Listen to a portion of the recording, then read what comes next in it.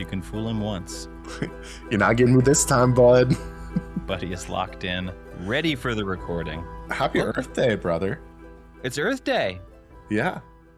Wow. What better time to read of Blood and Fire?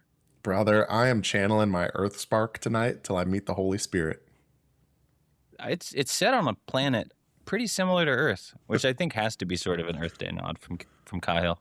Obviously. I'm sure he had that in mind. What's up with you? You know, just chilling, having the time of my life. Are you? Things are cry good. For help. Things are good. Okay. I want to hear how Fish Part 1 in Vegas was. Really good. We're going in 2 weeks because I won the Sphere Lottery twice somehow. Unbelievable. And God forbid I just sell my tickets and go once. No. Which I said I was going to do for like 20 minutes until the tickets hit my account. It's like, but what if? It seemed like you had a great time, though. It was great. It was really good. Really fun time. Man, there's this lovely fella. I can't remember his name. From San Luis Obispo, 2 rows in front of us.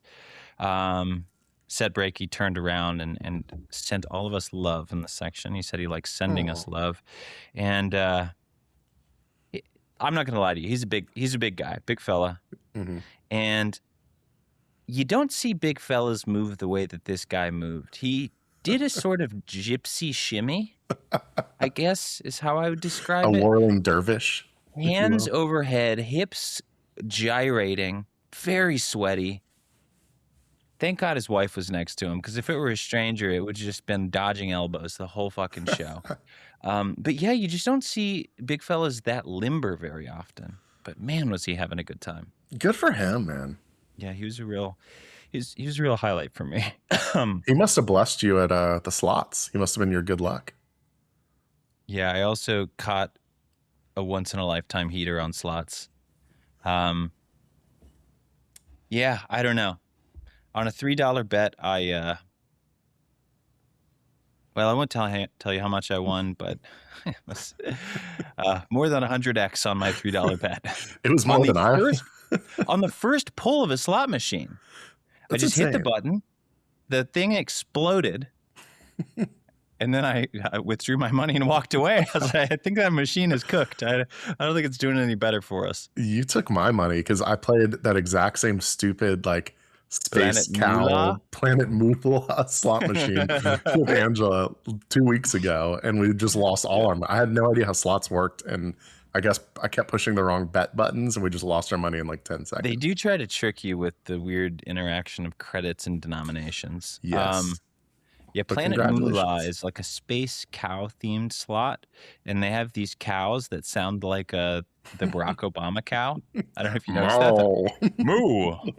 I say moo. Okay, nice. Impression fell apart there. But you know, they get the idea. Go play Planet Moolah. Great time. We don't endorse gambling. Well, 50% of the time, according to our study, it pays out. You know what? The tiebreaker is going to be when somehow the two of us are collectively in Vegas for the 3rd time in 4 weeks, which I never would have ever guessed for the two of us. But yeah, 2 weeks from now, we'll settle this on the Moolah machine. We're going to see who's lucky. Maybe we'll go live on Twitch from Planet Moolah. I think bonus pod episode from Caesar's Palace. Yeah, it'll be 30 seconds long. Okay, and then other news, very, very briefly. Downloaded the demo for Tomodachi Life, Living the Dream. Huge. A really strange game. Kind of defies description, but you create Miis, which you may be familiar with from the Nintendo Wii. Indeed. You name them, you give them a voice, you give them faces, obviously. And I think kind of the shtick is to either make your friends and family or make celebs. So my island right now, I have Hadrian the Half-Mortal from Sun Eater. Preaching Catholicism to all. Yeah, who is currently only able to talk about Catholicism, but he does love talking about it. And Elphaba from Wicked loves hearing about Catholicism. They're currently best friends. Wow. And then, obviously, we had to add Trey Anastasio from Fish to the mix. Not sure what his deal is. I'm not either. I am a bit worried that he and Hadrian the Half Mortal are not going to hit it off. So we'll see. I could have predicted that, I think, just based on everything I know about the world. Yeah, they're not a natural fit on paper, but you never know. Sometimes opposites attract. Okay, I think that's it. Blood and Fire. We're done. We did it. We finished it. Obath, Part 2, chapters 20 till the end of the book. Welcome back. You know what's nuts? We both liked this book. I wrote a note. I wrote an email to Ryan Cahill this morning. And I thought this book was going to be ass, but it wasn't. I think I might have like insinuated that in the email. I was like, hey, we're actually really enjoying this. Because like if you listen to any of our other coverage, your shitty book. And now I'm going to pronounce your name right out of respect because I actually like you as an author. Yeah. Astrophagy in, Cahill out. It's absolutely ripping. We're both having a great time. It's exactly what the doctor ordered for this point. I think the only two things that I would enjoy, like it's timed so perfectly to have this book in my life. The only thing it's potentially better would be like another Pratchett book. Like Night Guard that I recently read was so fun that I ordered 2 more Pratchett's today. Yeah, whatever it was. It was great. It didn't have a cover. It fell off, so I didn't know what the book was called. Wait, what other ones did you buy? I bought, I think it's Reaper Man, the one after Mort. Oh, okay. And wait, did you? I read Mort. I loved Mort. Okay, yeah, Mort is on my very short list. And I got the second one in the Night Watch lineage. Which is it's a good question. Arms? Oh, it is Men at Arms. It's Men at Arms, yeah. Well, those are both supposed to be great. So I'm very excited. There you go. What? I already started the fall, man. So did you. I read part 1. And I mean, it's only 90 pages, so we're going to be done in like a day. But I love being on Kindle and watching that percent go up by 1 each page. It's like, ooh, I'm cooking. I'm so smart. I read so fast. Look at me. I know dragon stuff. But okay, also shout out Ryan Cahill for making it a free ebook on his website. It's just a classy move. Communist King Ryan Cahill. Let's go. Feeding the people. Hadrian's nemesis. Unbelievable. And let me tell you, if it keeps up, I'm going to be ordering the special edition of that book that comes out June sometime this year. I think we're going to have to. I know. Yeah, I know, because I accidentally bought the broken binding edition of the first book. And what am I going to do? Not have a full set? You got to get the full set. I might have to get the full set. I might have to go analog by the end of this. Send him a third email, ask for copies. But long story short, this rocked, and I had a lot of fun with the end of this book, despite some very silly tropey bits like the stag emerging from the dark wood or him training his sword in front of 300 onlookers. Listen, there's always going to be a little silliness in these books. And sometimes that silliness just hits like a drug. And it really was here. It hit like a drug, and also he pulled it off. Like the end was very, very fun. Yeah. I thought he did a great job with it. I'm very excited for the world to get bigger in book 2. I will say, since we're doing the high level thing, I do not think that this is like a you can just check out the first book and stop there kind of series. No. This is not a Mistborny thing. Like I really can't. I can't imagine stopping here, and I wouldn't probably recommend it to someone who's like not the type of person who's going to at least crank through a couple books. So, yeah, this is one you don't want to put down. You got to get the whole series. I also think that the way we read it is my preferred way. Obviously, I haven't read all the books, but reading the fall first, I don't think would be satisfactory. Yeah, if you're a listener who read the fall first, I would love what you think. To hear your thoughts, because I don't know. I just can't imagine reading that without context, because it just starts so quick and there's so much terminology that I don't know if it would hit the same. I'm sure it's meant to work, you know, as the beginning of the series, but I'm pleased with the Felonseer path, which is the one we chose. Indeed, the sword form itself. Yes. Some other, I think, high-level things before we jump into a plot summary. I thought some of the criticism I had from the first part, which was that his cities were very forgettable. I have completely turned that around in part 2. I thought the cities were quite memorable, and I felt very good about the scenic descriptions of everything that we did. The windsurfing trains is when I did a full 180. It's like, this guy might have the sauce. I was pretty into it. I was also a big fan of having an actually well-defended keep at the inside of a castle. You know, you watch all these movies and it's like the last line of defense and it's just a door like in a tiny room. You're like, that's the opposite. That's a death trap. And this one, he actually had, it's like perfect. It's like a surrounded huge plaza that it's very defensible, unless of course you're betrayed, which we'll get to. I hate it when you get betrayed by a character who's not in the book really at all. It's one of my least favorite things. Yeah, maybe the downside, well, and of course we'll get into this, but some real jumping around in character development here. Some folks are elevated to positions that don't seem fair in terms of the importance of the story. He almost sewed a beautiful shirt and there were like 4 giant fucking holes in it, and he patched them with Ivan POV chapter, Dalin POV chapter. Yeah. We'll get into that, but that like really did not take away from my enjoyment. Yeah. Okay. Well, I think we're about ready to hit a little summary. Woo! But we did get another sponsor for this episode. So Travis, if you could do that, just read this copy before I start this summary. That would be great. Yeah, absolutely. Just really appreciative of the folks that are helping us, put the show on. I mean, this show really would be nothing without our corporate sponsors. Most of the time I do feel like I do it for them. So yeah. And thank God I don't have to pay that $19 Buzzsprout subscription for another month. Yeah. All right, kick it off. Boom. This plot summary is brought to you by BuzzBallz Biggies. Get your summer kickstarted with 60-ounce orb of hot piss. Is there real juice in it? Fuck no. But will it get you really drunk? I don't know. Why don't you chug this piss orb and find out? Thank you, BuzzBallz Biggies. And unironically, I love BuzzBallz. They're pretty good.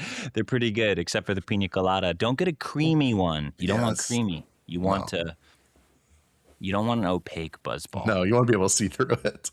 Yeah. As a kid, I don't know if I was right about this, but I felt that opaque gummies were much worse than translucent gummies. I've never formed an opinion on that, but I'll give it to you. The gummy sharks, get the opaque ones out of my fucking mouth. I don't want them in my house. But the clear ones, Haribo, my goodness. I'm on that. I'm on that Lidl store brand game right now for my gummies. Do you remember there was like this these sugar-free Haribo gummy bears, ones that make you shit your pants, like made them explode? You get the Reddit review. It's like, I ate the 1-pound gummy. do not follow me. Give that one a Google if you haven't heard it. Yeah. And anyways, chapters 20 through end of Blood and Fire. Do you like camping? Do you like sparring? Then boy, do I have the book for you. The second half of Blood and Fire sees CDR and their retinue headed to Belduar, the last free city of men, to meet with the lovely King Arthur Bryan, who I hope has a long and peaceful reign. For reasons, the best path to Belduar runs through the aptly named Darkwood, which is both dark and full of wood. And just when we start to think it was all going to be fun and games and sword forms in Fangorn Forest, those pesky, lovable Uraks show up. Thank God there is a stag-riding elf warrior waiting nearby to save the day. After a frustrating sequence in which Aeson prevents us from visiting what I assume is an incredibly badass elven city in the Forbidden Forest, a bunch of elves swear a blood oath to die for Cahill, and the gang heads on to Belduar. As if in response to our complaints about the kind of generic walls and towers fantasy cities in the first half of the book, Cahill puts his whole Cahusi into the Belduar description. We get mountains, lakes with Nordic-ass names, we got Urathiru, we got windsurfing. This is that good shit, baby. Cahill meets King Arthur Bryan, who is simply too kind for this miserable world, and his son, who is probably going to suck if and when his dad dies. More on that in a second. Arthur introduces Cahill and his now-named dragon, Valeris, to the Dwarven Queen and a bunch of seemingly important people, and my goodness, do they not fuck with Cahill. I guess 18-year-old farm boy and dog-sized dragon isn't what they had in mind for leaders of a revolutionary force. Cahill heads off to bed after a real no-regrets sequence that involved asking a Dwarven Queen to show her his character, yikes, and screaming at King Arthur for basically no reason, and holy shit, it's assassinating time. Ivan, a character I'm sure we all remember, has committed gross treachery and invited the Imperial assassins, who I guess were nearby, to come do some killing. Fortunately for Cahill, the Empire's finest assassins are fucking terrible at their jobs, and Cahill, Aeson, and co. escape and rush to find King Arthur. They find him in perfect health except for his heart, which has been ripped out of his body by a Fade. Aeson, Theron, and Cahill try to gangbang the Fade, but there's not a ton they can do since it's immune to damage from all weapons and magic, except for Dragon Fire. Oh my god, it's Valeris from the top rope, and he's got a hot, nasty throat full of fire that he's ready to puke all over this Fade. Oh, the humanity. When the dust settles, Arthur's son is king now since his heart is still in his chest, and the resistance has rallied around Cahill as their dragon-riding farm boy hero. Oh, and Cahill's sister is a widow now, and Rist is in magic school. Fun. I never thought I'd hear the word cozy. Yeah. That got me. That's like my break glass in case of emergency is if I'm writing a summary and I haven't said something I find amusing in a couple sentences, just say something horrible. Yeah, just say something. What's the nastiest thing I can think of right now? What would get me fired from my job? What's going to ensure that the author never comes on the show? Yeah. I can't wait to defend that if he ever does. It's going to be great. It's complimentary. He put his cozy into it. It is. He really did. I loved the cities. Yeah, I fucking loved your city, man. I'm trying to tell you that. I'm just passionate, man. Yeah. I love reading. Fun stuff. Should we start at the start? Yeah, Fritz is such a little twerp. Yeah. What a dingus. I love Farda, though. Farda is like one of my GOAT characters right now. Farda rips. Big fan, great villain. Love a good villain. Real mall cop of a name, but he's overcoming it. I can't remember.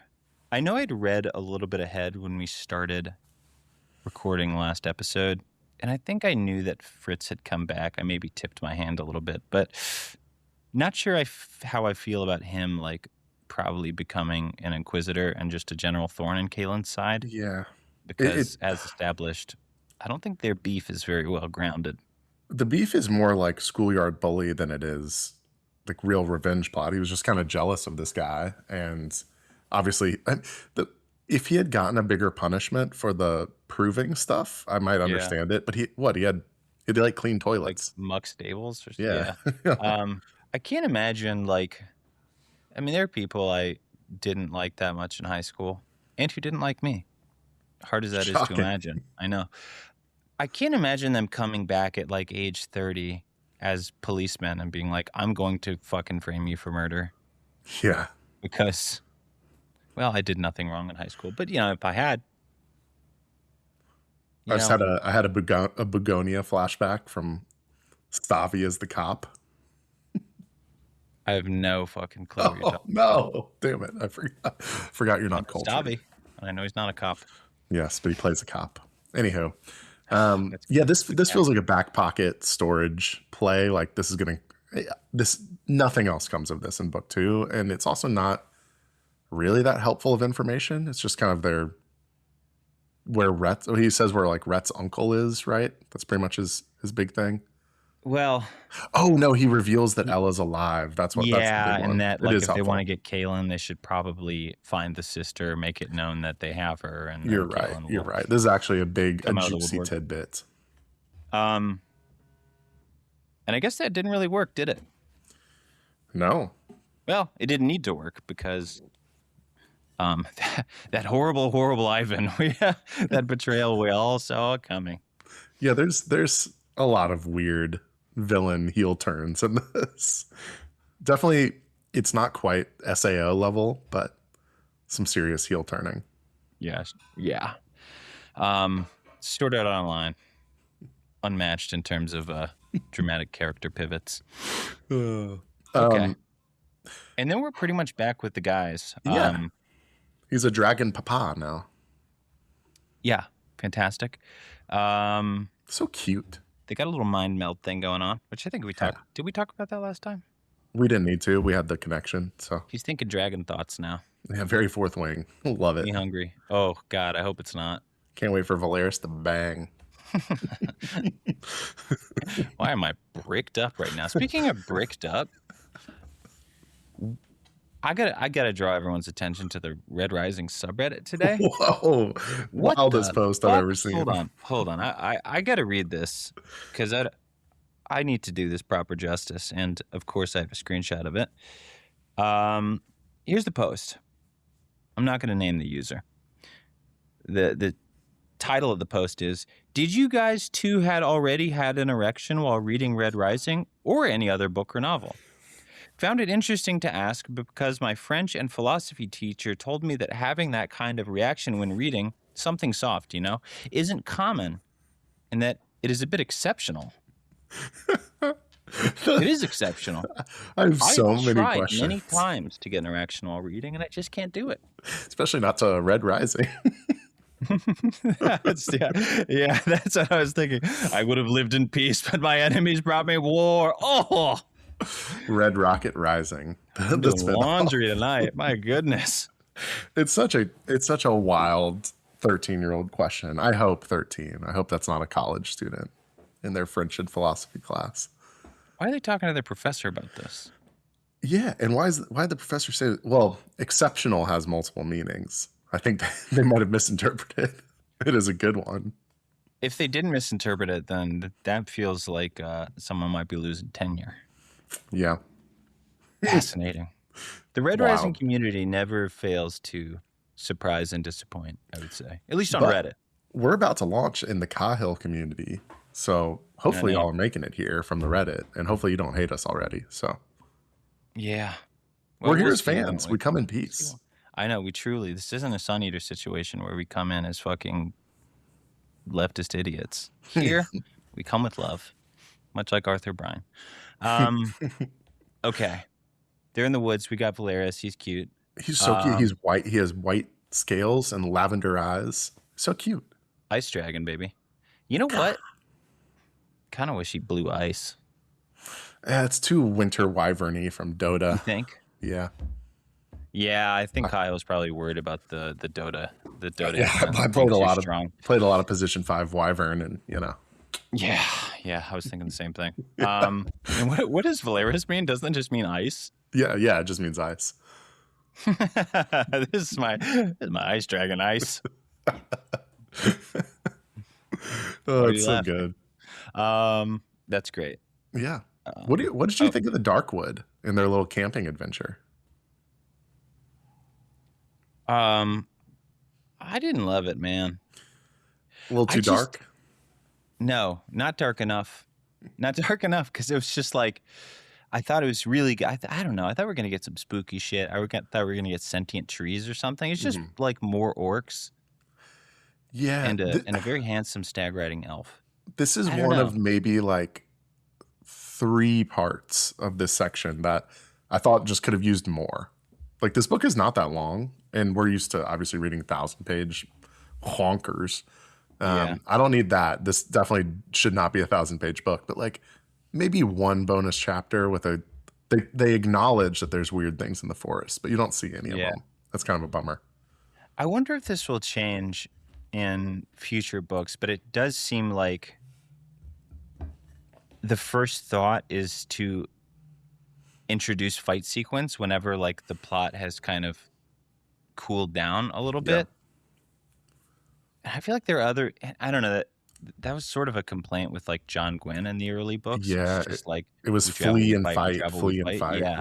And it'll be interesting to see if in future books there are other ways that he like ratchets up tension a little bit besides just having Uraks or assassins show up. Yeah, and I will say, despite my kind of lack of interest in the Darkwood, we do get some valuable character developments in here. Like, you get the Theron backstory.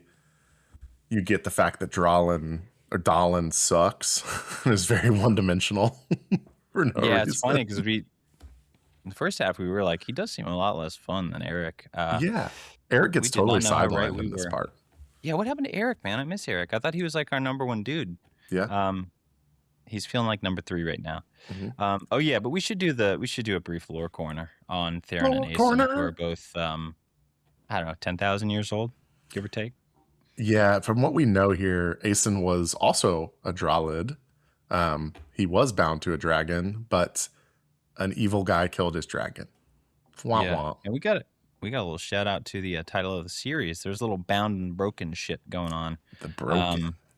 Yeah, bound when you're to the dragon, broken when your dragon is viciously murdered. Yeah, becomes emotionally crippling and often physically crippling. And yeah, just fun fact: Aeson's like 1,000 years old. Crazy. Yeah, and kind of a badass for persevering. That's another very Wheel of Timey thing. Very Aes Sedai and Warder. Interesting. But that's a great dynamic there. Yep. It's a great dynamic here. And Theron, in his little lore corner, was the elven ambassador to the Order, which were the historical Dralids before the Order was broken. Yeah. More to come in our coverage of The Fall, I would imagine. Very much so. Based on the 25% of it I read this morning, which is quite an accomplishment. We also get kind of our magic explanation system here, more more so than we have at any other part in the book. There's threads, there's a spark, you channel, you drain. It's Wheel of Time. You can freeze a river by imagining it being frozen, which I've tried. Doesn't work. The 5 elements that we know so far: air, fire, earth, spirit, water. It's just Avatar, but with God. Was that like a Sanderson thing where you're like, there's secretly a 7th element called ether? Well, I'm curious. I mean, there's blood magic, which seems different somehow. It is. It does seem different. Yeah, but it doesn't. Better, don't explain perhaps? It. Yeah. Better, but also evil. I think the interesting maybe difference in this magic is it doesn't appear you need a source to draw from. Like, they can just be running down a hallway and draw fire. Like, you don't need it. Avatar, you have to hold your little pouch of water. Or in Black Prism, you've got to put on funny sunglasses and look at a tree. Yeah. Yeah. Color spectrum. That's silly with that look in a TV adaptation. Let me put on my fucking spectacles. And it's just Daredevil, but every character has sunglasses. I've got on fucking cool shades and I'm ready to kill. Yep. Yeah. I guess the big limitation, I got to stop saying like in the Wheel of Time, but I won't. Yeah, it's just it's like addictive, and you can go too hard in the paint and overdose on the magic, which Cahill almost does about 5 times. So. Yeah, he has a lot of power that he can draw from, but it knocks him out pretty quick. Yeah, that's tough. You're big weak sleeping baby for like a week if you do the wrong thing. I love freezing this river, man. That was good. That's about it. Yeah, I mean, we get an Uruk scene in the middle of the night. I mean, for me, we've seen this before. The interesting part is that Kaelin is now just a killing machine. Like, he's really adept at the murder at this point. He's pretty good. And coming into a magic fight with no magic is just such a no. Yeah. We see this so many times. Like, 4 guys are running at a character, and he's like, earth magic, and they just all get impaled by spikes. I don't know if it's OP, because I guess a lot of people have mages, but Jesus Christ, mage versus basically any number of normal people is not fair. It really, I guess it's just the you have a limit, you've got a cup and you're going to run out of water in that cup, but that's about it. Yeah. But you're not going to run out if you're just faced with like 10 guys. Yeah. You're going to be just fine. Why was it so funny when an elf burst out of the woods on a beautiful golden stag? It was awesome, man. Why was it so funny? Great. We both, I think, laughed when we saw it. I was like, actually laughed out loud. Did a bunch of bow-wielding elves on deer just save this motherfucker? Hark, and we have arrived. Yeah, I mean, this is back to my maybe Lord of the Rings call-outs. Like, this is very much we're going to the Elven fortress, and they Yeah. have some mystery magic, and they're ancient, and they worship the stag. It's pretty standard stuff. Yeah. It's still cool though. I It was mean, sick. it worked then, it works now. Yeah, I was bummed, dude. I thought we were gonna, in our little travelogue book, we were gonna get to go to the Elven City in the woods. Asen says no. Yeah, Eat your vegetables. Go to Baldur's Gate. Baldur's Gate. Yeah, Belderwar. we meet our first kind of Elven culture outside of Theron. There's some weird backstory here that we're not privy to, but No. Theron probably left the elves at some point. Blah blah blah. He didn't want to come back to this city, but they don't seem like they hate him. No. They just don't really fuck with him that much. He's just not part of their. You ain't with us. Yeah. Yeah. You could never be with us. But they do pick up a handful of bodyguards. I really like the 5 Elven honor guards. They must swear the oath. I think they're cool. They have different personalities. You got hot twins that Dan is instantly attracted to. Need that. Yeah, they God, you haven't gotten far enough. They do sort of this version of elves reminds me a lot of the Aiel, the very like honor-bound warrior society. They're not like the peaceful, chill, pot-smoking elves of yore. Yeah, they know how to fight. When they said they were going to swear an oath, I thought it was going to be like a magic oath, where it's like, if you ever even think about betraying Cahill, you'll explode. Yeah. But no, it's just a normal human promise. Yeah, we should have some more conditional magic. I love conditional magic, man, because you can really tie yourself up into a knot with it. Yeah. There's you know about the oath rod in Wheel of Time? No, you got to get off Wheel of Time. I give you one. Well, more I Wheel can't of Time. because it keeps coming up. It naturally comes up. But yeah, there's a magical rod. Hold that bad boy, swear an oath. You ain't breaking it, or you'll explode. Pew. But thankfully, they don't explode. But their honor would be harmed, which is just as good. Yeah. And then off to Belderwar. Yep. So we exit our troop of merry travelers, which is a good group now. It's a good, solid group of dudes and 2 twin ladies. Did you also feel no need to learn the names of the elves?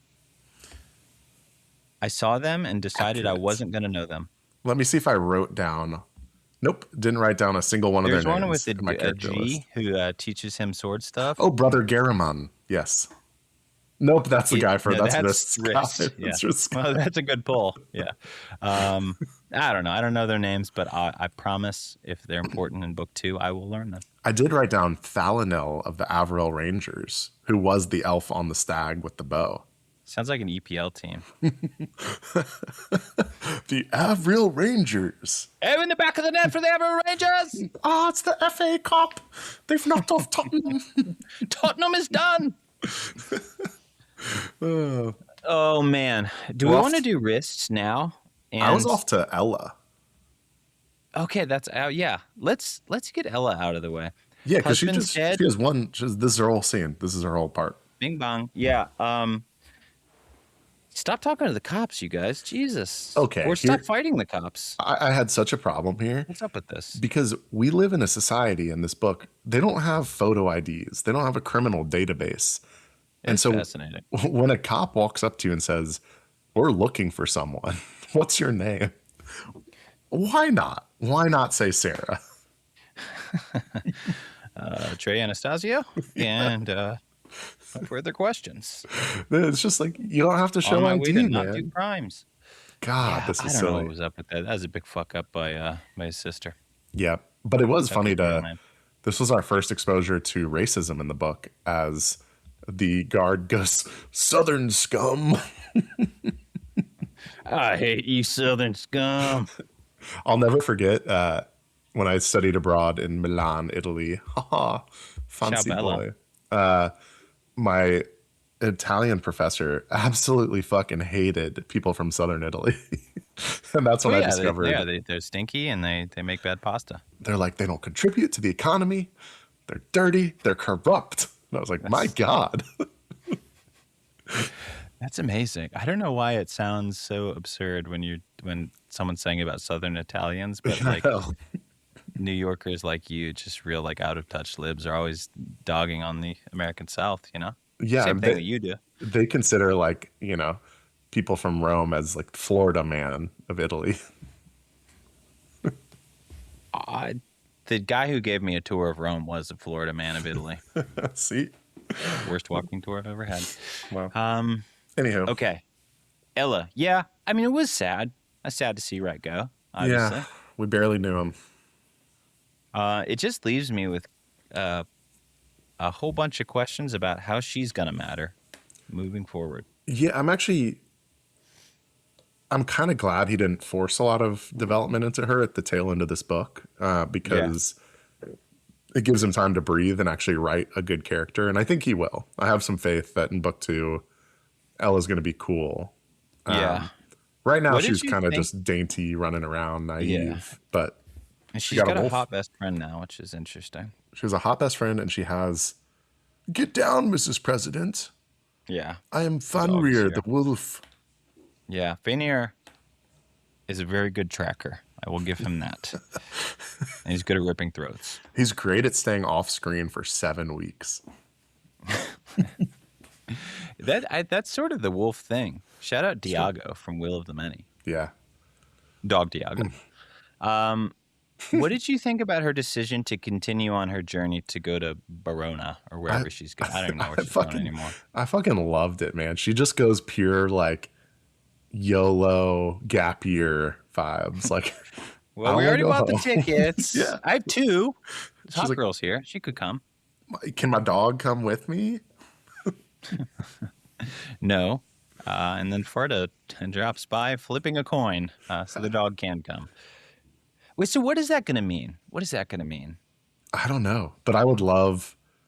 I mean, I love Farda. I can't wait for him to get some weird interaction with Ella. It was sort of giving me shades of Arya being Tywin Lannister's cupbearer. Yeah. I wonder if it's going to be that sort of plot line. Yeah, like she'll travel with him until it becomes clear he's functionally evil, and then it'll be interesting. Let's hope she learns to not give her real name. When in that little sequence, someone showed up wearing a cape looking kind of swaggy. I thought it was going to be that random, handsome knight of Archeon or whatever, but that guy has not made another appearance in this book. That's a good call out, because assumedly they're going to come back and be more important. What if they don't?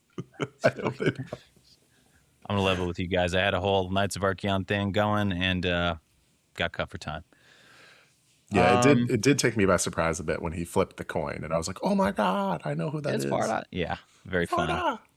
And then Wrist. Yep. He's a priest now. Yeah. Yes, brother. They're honeypotting the shit out of him. Kind of good. You think they're actually sending letters to his family? No, God, I definitely don't think they are. But you can feel the inevitable builds that he's going to feel like his friends abandoned him for years, and then be kind of mad when he finally meets them.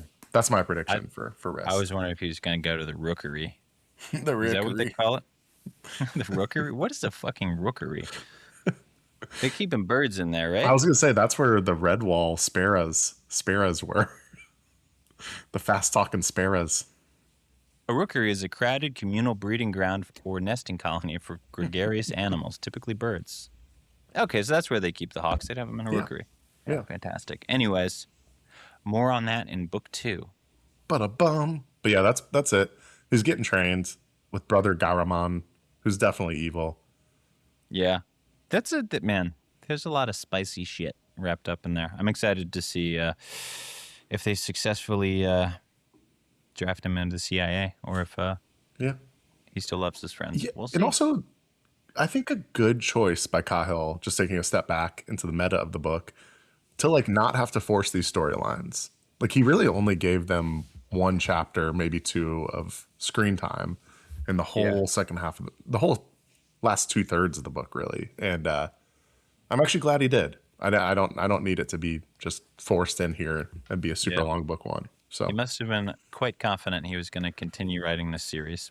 Or he needed a book deal for book 2. So well, he's self-pubbed, so he had a book deal with himself. Okay, I think that's it. And now Beldoir. Belduar. Welcome. What a cool Pretty city. nice. Yeah. A little Minas Tirith, a little Uruthero. With bolt throwers. I fucking love bolt throwers. Killing fields. Yeah. Love a killing field. Yeah, this was cool. We meet Ivan at the gate. Noting that because honestly, when we got the Ivan chapter, I didn't remember who he was and had to go back in the book and figure out who is this man who betrayed our friends. I noted him down because I had 3 candidates for betrayal. I had a hunch at this point in the book somebody was going to betray somebody. Yeah. He was one of my 3 candidates, but he was actually 3rd on the list. The thing that got my hackles up was there was like a really weird thing where they were visiting the dwarves and the king was like, my son got sick. I need to go home. I was wondering if there's something fucky going on with that. And maybe is there a queen also? Yes, but she's Okay. off screen the whole time. Okay. I was wondering if there was an off-screen queen who was rigging shit and wanted Arthur to come back and get out of the dwarven area because shit was going to go down. Who's your favorite queen of all time? Hint. She don't got any clothes on.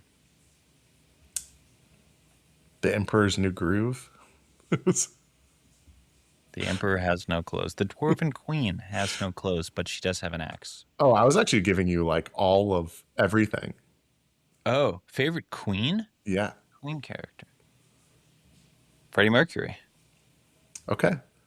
I thought you might say Princess Donut, the Queen Anne Chonk.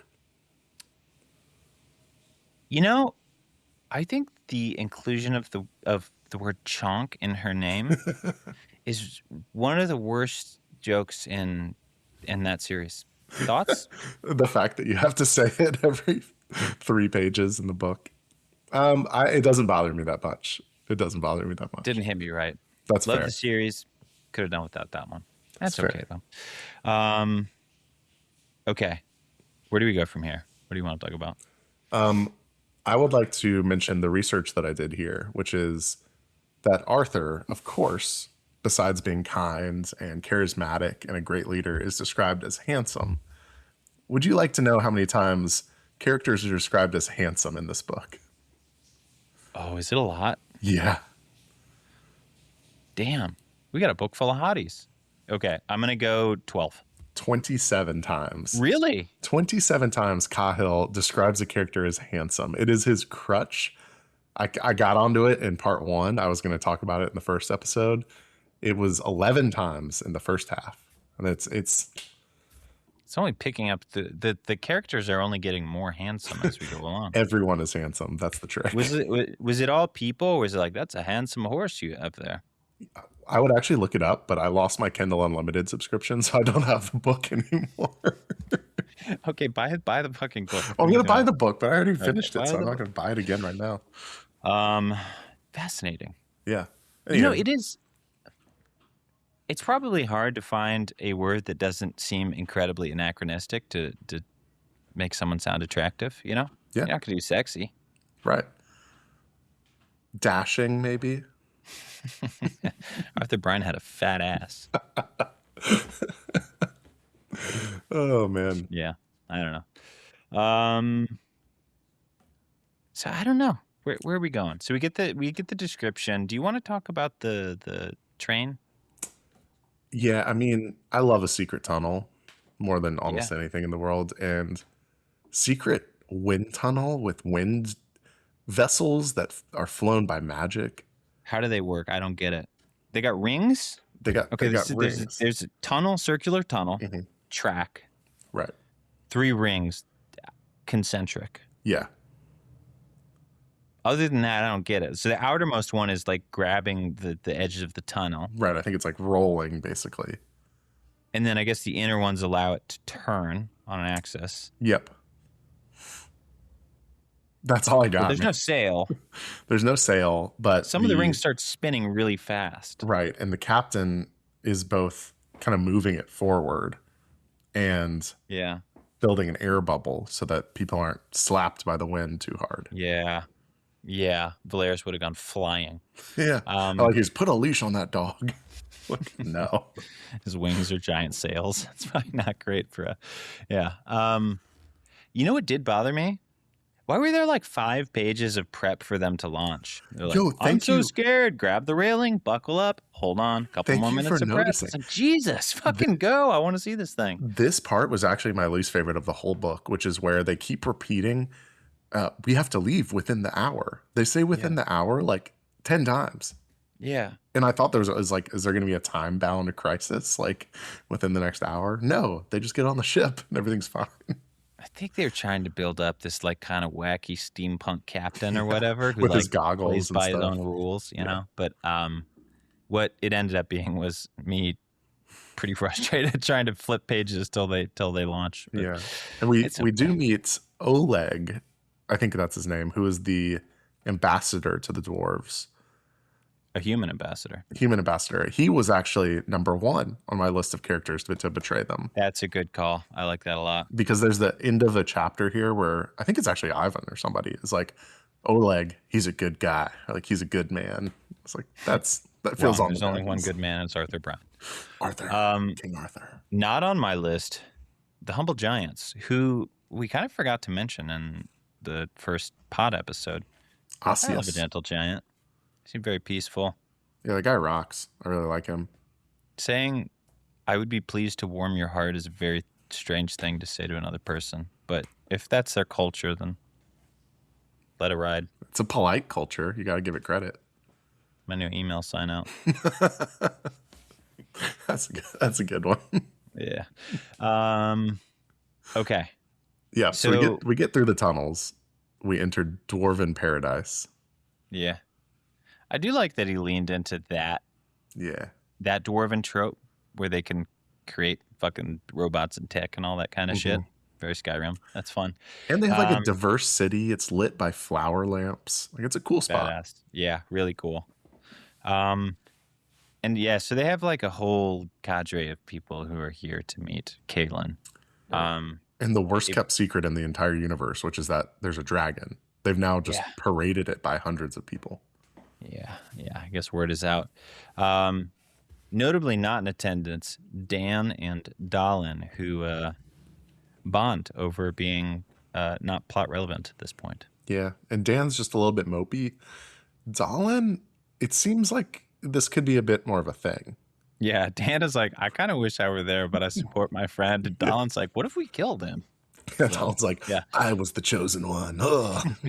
There's like a really bizarre scene where he's like with Eric and he screams, fuck, and then smashes a pot on a table. It's like, Jesus. He's so brooding. Yourself, man. He's so brooding. I mean, comparison is the killer of joy or whatever. Yeah, he's clearly still on like, team good guys, but yeah, put him in the back of your head for like guys who are going to turn to the dark side by book 2. Dallin, where's your dragon? Oh, okay. Then shut the fuck up. Yeah. Yeah. But I do like that they get on the lash. That's fun. That's classic Dan, man. Dan's just the best. To know good. Yeah. And again, Cahill's Ella has a great drinking scene. Dan has a great drinking scene. Cahill would be a lot of fun to tie one on with. That's what I gotta say. That boy's been out drinking. I know he has. And if he hasn't, he's got a great imagination. Yeah. Okay, so the meeting with the Dwarven Queen goes badly. Yeah, this was his first attempt at politics. Forgettable. We'll give him another try the next time. Yeah. I get where the Queen's coming from. Yeah. It's sort of like a pretty ambitious plan they have to fight the Empire and a teenager with a small dragon. Yeah, the dragon the size of a what fucking dog was I trying to say? Schnauzer. Schnitzel. Yeah, all I could think of was schnitzel. Your dragon's the size of a schnitzel. What are you gonna do with that thing? Also, we forgot to mention Dan and Dallin were drinking wyrm blood. Oh my God! Yes, thank you for bringing that up. Yeah, that's the in-world awesome. Everclear. Okay, back to Dwarf Town. I think in all of the like chosen one speeches that I've read, like this is probably on the tier of like Adeline in the Sprin Castle. This is like upper tier for me. Oh, you liked this one? I did. I thought it felt pretty good. I mean, it has to be cheesy. It has to be this like rallying cry, but it was more just like, I'm a little pissed off. It was interesting that like I agree. I don't think the speech was bad, but it was interesting that Cahill, like once we get away from that scene, he did want us to think of it as like a kind of outburst. Yeah, he's like embarrassed by it. Yeah, if you imagine, like, yes, fucking 18-year-old kind of shouting it, maybe shouting wasn't the answer, but yeah, but it turns out, I mean, it turns out one, it didn't really matter that much, but it also stuck with them enough that when real danger presents itself, they rally. Maybe the queen was trying to fuck with him. So I'm just gonna ad hominem this guy like crazy and see how he goes. Well, you're not gonna just hand it over to him, yeah. No. But him his schnitzel dog thing? No, but I was surprised by the post-speech downtime of like his training arc with the crowd of people and stuff. That was interesting. Yeah. So much training, man. Just a lot of. What's your favorite sword form? Dividends. I don't know. Mine? Felonseer, because that's the reading path we're on. Wrong. What is it? Dog bounds through the rushes. Patient wolf. That's my favorite. We definitely could do a 2 truths and a lie with sword form names. The ones I wrote down, at least from this part, were patient wolf, crouching bear, burning winds, and Svidaria. Yeah. Which one is not like the other? One is not like the other. Yeah. Svidaria is the other reading order. Right. Time to say that this is such a Wheel of Time thing. No. It's never time for it. Moving on. Never. Yeah. So Arthur Bryan drops by Cailin's bedroom. Kind of not appropriate, but whatever. To try to make amends after he got lit up by the Dwarven Queen. And Cailin says, "You're not my dad." Fuck you. Yeah. I hear your apology, and I'm responding with no thank you. I respect him for sticking to his petty teenage guns, man. It feels like a thing that would be tedious in a book like this, but at the same time, his whole family died, and he's been on a pretty fucking crazy quest across the country, and I can't really expect an 18-year-old to be diplomatic at all times here. Yeah. Getting thrust into your first public speaking engagement without having any prep is not fun. Yeah, that was a tough one. And that's pretty much it before the final sequence here. Yeah. Final sequence. I did have like kind of the countdown in my head of like, now that you've started parading this dragon around, when does the assassination attempt happen? Yeah. And it wasn't actually because of that. It was more of a coordinated effort across cities, but yep. We get there's not much of it in this book. There's a little bit, but this was our first villain malpractice, maybe. Are you talking about the talking assassins? Or? Yes, I am. Okay, yeah. You can't talk. You just got to do the job. Just do the job, man. Do the job, man. Yeah, it's just put that in the fantasy trope bucket. Assassins who cannot assassinate. I'm gonna kill you so good. Hey, Poppet, would you like to have a little fun? He's just a little one. Yeah, that was bad. Yeah. And then he bazookas them with magic. Yeah. He's gotten real good at fighting. I'll give him again. He's doing well. No, he is a tough out, but he's a lot tougher if you talk to him and tell him that you're going to kill him. Yeah. So. Give him plenty of time. Yeah. And it's like a whole ass. This is not just trying to kill Cailin. There are a bunch of people in the palace. So. Yep. And he does also save the Dwarven Queen, Kira. Ooh, I'm blushing. Dude, Cailin got a little nosebleed going on there. Yeah. Interesting decision from Cahill, but it is what it is, man. I mean, you got to give the teenager something to look forward to. Hey, if you're ever nervous public speaking, just imagine the Dwarven Queen naked. They're not at eye height. You had to look somewhere. Look at my eyes. Are you looking at my eyes? I'm pretty short. Yeah, that's about it. Okay, Okay. meets up with the gang, and they decide they need to go to the king. Yeah. I'm curious your thoughts on this like big fight sequence. This is his What? first like large scale battle that we've seen. I was having a great time. I don't know. Me too. I Yeah. thought I was a little worried because it started a bit slow. Like when they first get up to the Hmm. city and it was more of like describing the scene versus actually feeling fairly like emotionally connected to it. It was like very passive. And then Yeah. it just gets he just goes into it and he pulls off I think very Gwyn-esque. Like, damn, I'm in this fight. This was fun.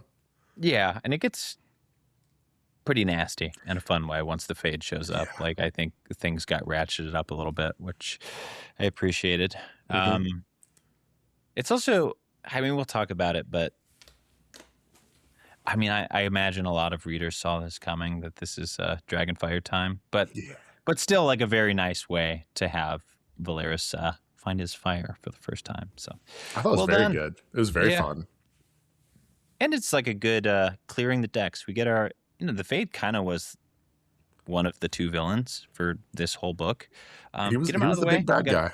Yeah. We got bigger, badder things to deal with. Yeah, and now we know how to kill a fade. There got to be other ways to kill Fades, right? That's my question. I That think wasn't. there are, but it's a spoiler for the fall that I don't Okay. want to talk Okay. about yet. Yes. Yeah. I'm interested to see, one, how many Fades are there? Hmm. Two, how exactly are they made? I want Yep. to see that. Three, there's got to be some other way to kill them besides Dragonfire, right? And four, what is this connection to this fallen god? Yeah, the Fallen God, man. Mhm. I do not like to look at glossaries Ooh. when I'm reading, because I made this mistake with Black Prism. If you read the glossaries in those books, it spoils like half the series. Yeah. Sanderson was kind of like that. Like it would spoil the book. He was pretty good about not going too far forward Mm-hmm. with like the magic description in the back, but I didn't know about Brent Weeks.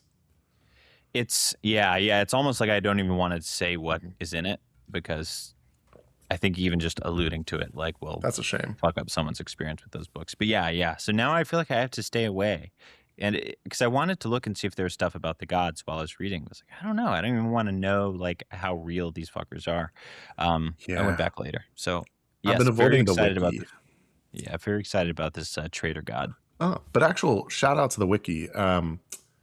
The Sun Eater wiki surprisingly was very sparse our whole time reading it. There's only one character in that book. Yeah, true. But Yeah.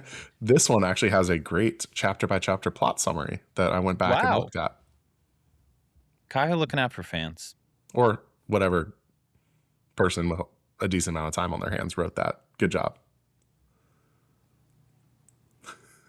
I credit CEOs. I do not credit workers. No, thank That's you. why they deserve a 350 to 1 pay ratio. Bill Gates invented Windows. Did you know that? I guess a couple of funny things coming out of this fight. I mean, obviously, yeah, the climax was awesome. We killed the Fade. Dan leaving his lightning scar for the babes. Peak. On brand. That was peak. No question. That was great. Dan, I know exactly who this boy is at this point. What I want to know, surely he's going to have a shtick, right? Wrist is the mage, Kalen's Dragon Rider. He's the What is archer. Dan's little quirk going to be? What spells he going to be casting? I think he apprentices with the elves and learns to be a really even better ranger. What if he's like one of those D&D classes that gets better at fighting the more drunk they get? Oh my god, that'd be so much fun. Yeah, that's like there's like a monk subclass is you have to get drunk and then fight. Mhm. Yeah, tavern brawler. In Dota, it's brewmaster. yeah. Kyle just keeps fucking ripping off Dota. Unbelievable. I feel like we're kind of at the end here. I guess the one thing we're not certain on it here, but let's talk about his son, the son of King Arthur. I got my questions about this boy. Yeah, I mean, by the way, he was the third person on my list of potential betrayers, I obviously. like that. we don't know much about him. We don't really get a lot of conversation in the initial hours, I guess, when he becomes king. He seems competent. He gives a nice speech. Yeah. Maybe a little too polished. Not sad enough? A little Erica Kirk situation? Yeah, but also like he's trying to be strong for his papa and his Of course, country. yeah. You know, I Just don't know what to that think of him. quote we got at the end is like, he might be good. Then again, he might not. I don't know. That just like set off all kinds of I know. alarms in my brain as a reader. It So, will be right on the trope highway for him to be, you know, the queen is manipulating him in the background, blah, blah, blah. But yeah. we could subvert expectations, and he's from a loving family, just like Kaylin. Got a fat ass just like his dad. Also nice. Handsome. Yeah. He's a handsome boy. Is he handsome? He must be handsome. No chance he's not handsome. I think he's handsome. Yeah. Okay. I kind of think that's the end of the book. Yeah. I mean, we're left on like a little plot cliff. We already talked about Rist and Ella, but the cliffhanger is that the Imperial soldiers are now about to attack. They've given up their blockade, and with them is the Dragon Guard. So here's my question going into book 2. What is this series even about, man? What's the larger conflict? Because I think it's just, it could be a story of, it could be a Star Warsy resistance story, but we got a traitor god. We have a traitor god. We have an evil emperor. I mean, the evil emperor alone is a big enough storyline that it could take 3 books to get to him. Be a bit, yeah. But then I do think like the gods are the next level up. Are we going to find like a whole nest of dragon eggs? There's a couple ways we could get into like dragon warrior conflict. We could get into god conflict. We could just have corrupt men. I don't know, man. I can't imagine we're going to continue with only one friendly dragon. I guess they could convert the other dragon riders, but I feel like we're going to have to find some more. I'm really curious about the Dragon Guard. Like, are they all also 1,000 years old? Are these new recruits? How does this work? That's interesting. Yeah. Well, they could be because they can all use the spark. So I guess the spark means you basically don't die. Maybe that's what we do with Dan. Maybe we send him on a quest to find more dragons because he's not immediately useful. Or do you think like Aeson is going to convince a few of the Dragon Guard to betray the Empire? Yeah, very possible. Yeah. Valeris survives the series, yes or no? Gun to your head. No. I'm going no. Cahill's shown he's willing to kill some fuckers. He's willing to kill him, and he's also shown that it's not like... Is it in Fourth Wing? It's like instant death? Like if your dragon dies? I have no idea. Not that we need to compare these two series, but it's only in a dragon series I've read in the last like 5 years. Fourth Wing. God, stop it, guys. Dota and Fourth Wing. No, but I was like, he's shown us a path where you can still use magic, you can still fight if your dragon dies, and I think he might get so powerful that he could survive it. That's interesting. I wonder if Aeson had the spark before becoming a dragon rider, or if you get to keep the spark even if your dragon dies. Yeah, and I'm a little unclear how people get the spark, so that'd be nice to clear up a little bit too. You don't, man. You can't look smacks your way into having sparks. Clavicular. Dragon rider. Clavicular spark maxes. Weaves air and fire. Yeah. But no, I'm pumped. We have a nice cliffhanger. We know there's going to be some spicy plot. I guess, I mean, we're scarred from Hadrian, but time skip or no time skip? Nah. Yeah, I think we're straight in. Straight in, baby. That'd be weird. Nah, right? There's too much shit that needs to happen fight. now. Yeah. Maybe like a couple months or whatever. Like let Rist be in magic school for a while and then check back in. But this isn't going to be a 400-year time skip, I would guess. No, that'd be wild. But I guess speaking of time skips, just for the listener's sake, we are not jumping straight into book 2 of the series. We are jumping into the novella, which we talked about earlier, but just to give you a heads up. Yeah. One ep on that. I bet it'll come out a week after this one, if I had to guess. We're very on pace right now. We're just going to keep crushing this. We're kind of killing it. Dude, doing a podcast about books you like is insane. And also that are 450 pages or 90. And have no thoughts on communism. Man. Yet. Oh my God, that would be nuts. Okay, well, we're not going to talk about that. Any parting thoughts on Blood and Fire? No, I'm just impressed by our ability to always record for 65 minutes. It is weird every time I look it up. Yeah. When I think we're going long, it goes an hour 10. Short, it's still this length. So, okay. All in all, great read. Good time. Yeah. Check it out. You probably already have, but if you haven't. I can't imagine someone putting this down. So keep reading with us. Shoot us a note. Let us know what you think. We're excited to be in a new community of readers. So hopefully you like this. I'm scared because this was the book that everyone said wasn't as good, which I always like. And then now we're getting into the books everyone loves. And that's a surefire. I'm going to be weirdly critical. So I don't know. We'll see. But it's going to be great. It's going to be great. Yeah, I was trying to think. No. By book 2, we'll have gone to fish in Vegas. So we're going to do a bonus review of that. Yeah. Whether you like it or not, if you're listening. For those of you who loved our Red Wall plus Goose at MSG episode, man, are you going to love the Fall plus Sphere? That's definitely our highest performing. Yeah, in some ways. Okay, and yeah, thank you again to our corporate sponsors. Like, we could not do this without you guys. Thank you so much for all the money and everything else you do for us. So, yeah. On that note, Dracarys? God.